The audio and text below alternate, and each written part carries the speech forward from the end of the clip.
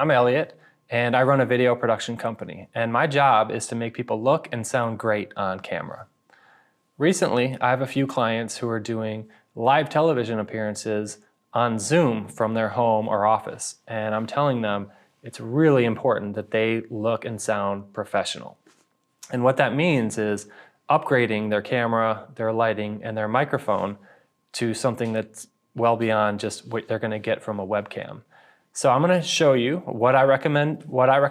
I put together a list of equipment, camera, lens, lighting, and microphone that are going to make you look and sound fantastic. And you're looking at it right now. I'm filming this on all the gear that I'm going to be talking about in this video. So let's get into it. All right, so I want to show you the gear that I chose for this setup. It ended up costing around $1,600, which I think is about the minimum you're gonna have to spend to get this professional setup. You can certainly spend more, but I thought this setup works and looks great. So I started with the Sony ZV-E10. This is a mirrorless camera with an APS-C size sensor, and Sony has great autofocus, great colors, and a great picture right out of the camera, and I was happy with the results. The lens I chose is the Sigma 1.4 30mm lens, and it's a great sharp lens. It's not too big, not too expensive. It's about $275, and with a 1.4 aperture, it's going to blur the background and keep the focus on you. The lights I chose are made by Dazzne. I found them on Amazon, and I bought two of them, one for the main light and one for the fill light. We'll see how those look in a little bit. They mount right to the desk, which is really nice. Once they're set up, you don't ever have to move them.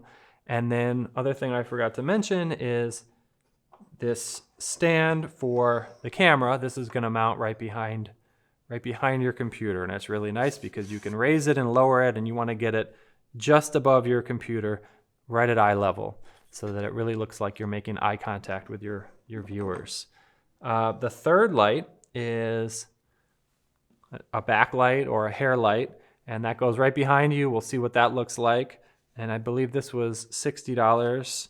I got this on Amazon. Ferris RGB light wand. It works fine. It's USB chargeable. It's magnetic. It's light enough you could even tape it on the wall. So that's the third light. And then as for microphone, I'm using the Rode Wireless Go 2. It's a great lavalier microphone. It's wireless. One end plugs right into your camera. The other is going to clip on your jacket or on your shirt, and you're not tethered by a cord, and it sounds great. I love lavalier microphones because they're discreet and you don't have to have a big microphone sitting in front of your face. That's the gear. Let's see how it all works.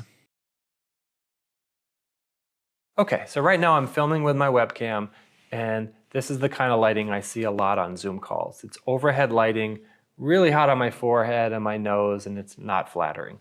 Even if I switch to the Sony camera, it still looks really bad. So what I recommend is turn off your overhead lighting and starting from scratch. So that's with the light off. Obviously it's too dark. So what I'm going to do is I'm going to start with the main light or the key light.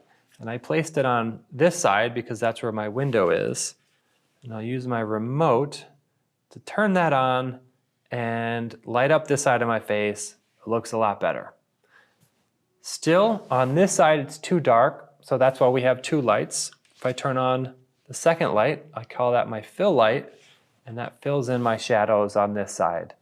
And now it's starting to look really good. I think we could add our third light to give it that extra little touch. And there we go. That just adds a little light on our hair and on our shoulders to separate ourselves from the background, and it's nice because I can control that from my phone. I'll show you the difference between that on and off. It just adds a little bit of separation. I think it's really nice. So that's lighting. I'm really happy with this camera and this lens that I picked out. I think it looks great. It does a good job of blurring the background and keeping the focus on me, and the autofocus works really well. If I move in, it keeps me in focus. If I move out, side to side, and as you can tell, it really does blur out the background nicely. And I can show you the difference. You know, this is a webcam. And I'm in focus, but so is everything behind me. And I think it's important to separate yourself. You want people paying attention to you, not what's in your background. And this looks great. Not to mention the colors are a lot better. It's a lot more flattering. It just looks more professional. It's important to pay attention to your background as well. I did a few simple things like adding a lamp, and there's a floor lamp behind that plant. And what that does is just add a little warmth. The last thing to cover is the microphone.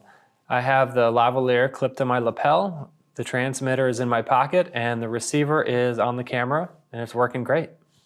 Okay, I wanted to back up and show you what this setup looks like. This is our key light, and it's set at 45% brightness.